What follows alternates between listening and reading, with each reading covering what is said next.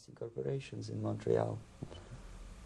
Well, have you had any threats on your life or any unpleasant in about 5 years, KGB eventually discovered that I am working for Canadian Broadcasting. I made a very big mistake. I started working for overseas service of CBC, which is similar to Voice of America, in Russian language. And of course, monitoring service in USSR picked up every new voice.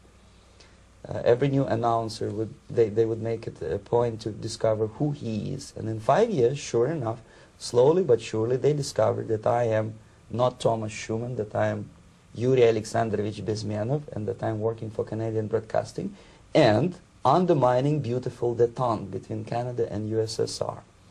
And the Soviet ambassador Alexander Yakovlev made it his personal effort to discredit me. He complained to Pierre Trudeau, who is known to be a little bit soft on socialism. And the management of CBC behaved in a very strange, cowardly way, unbecoming to representatives of an independent country like Canada.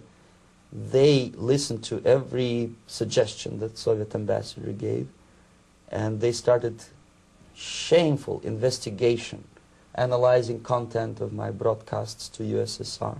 And sure enough, they discovered that some of my statements were probably would be offending to the Soviet Politburo.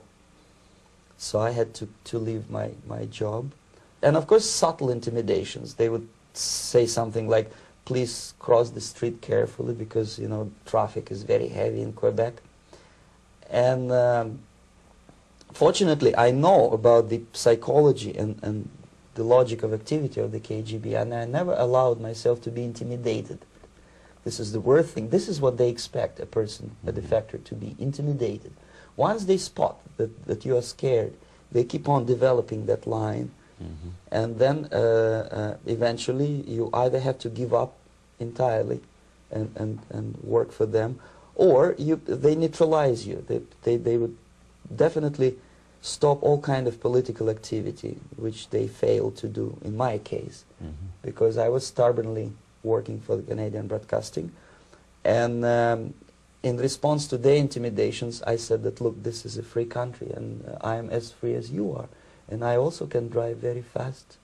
And gun control is not yet established in Canada, so I had a couple of good shotguns in my basement.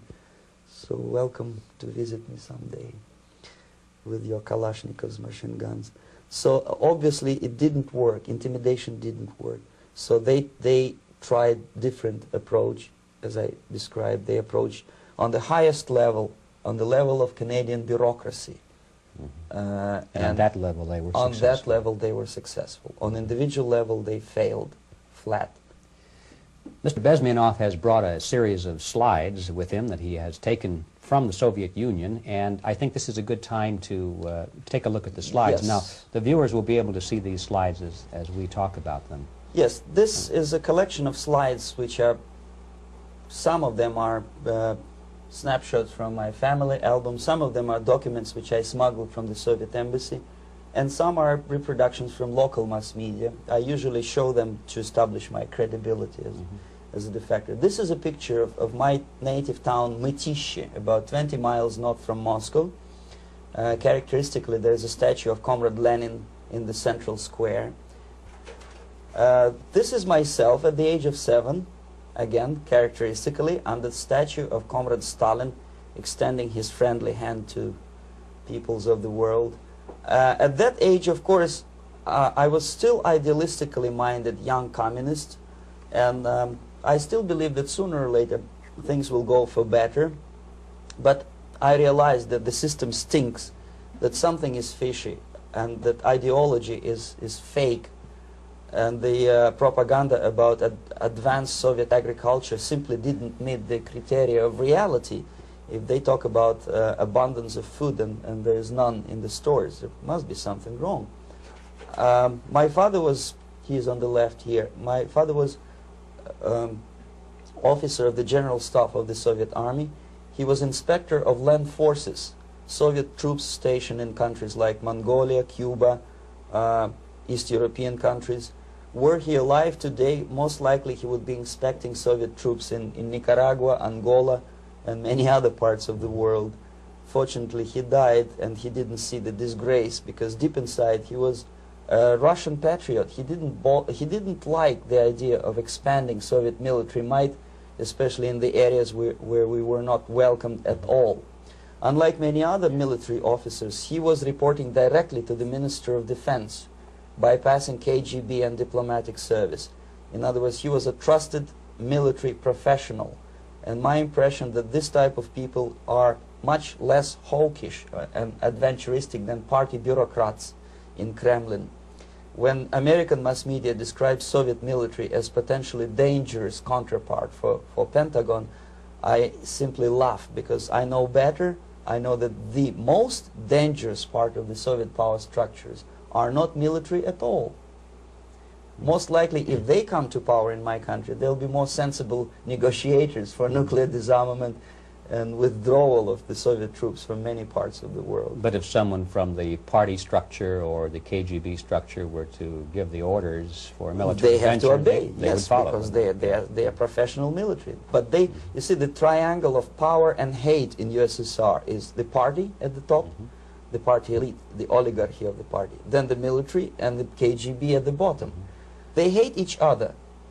And the most hated triangle, the most hated corner of the triangle is the Communist Party bureaucrats. They are the most adventuristic, senile megalomaniacs. They can start war, I wouldn't be surprised. Not the military. They know what war is. Yes. At least my father did.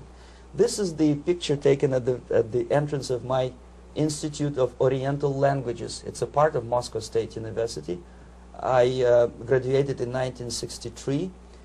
And now, excuse me, which one were you on? I am on the right. You're on the right. And on the left is my my schoolmate Vadim Smirnov, who later was a apparatchik in the Central Committee of the Soviet Union Communist Party. What is an apparatchik? It's a functionary, something like civil service in British Empire. Someone who is never fired from the service. He stays there internally. He may not be promoted too high, but he's a dependable bureaucrat who will stay forever. I studied not only languages, but also history, literature, even music. On this picture, I'm trying to learn how to play Indian musical instrument. I even tried to look like an Indian when I was second-year student. Not bad, really.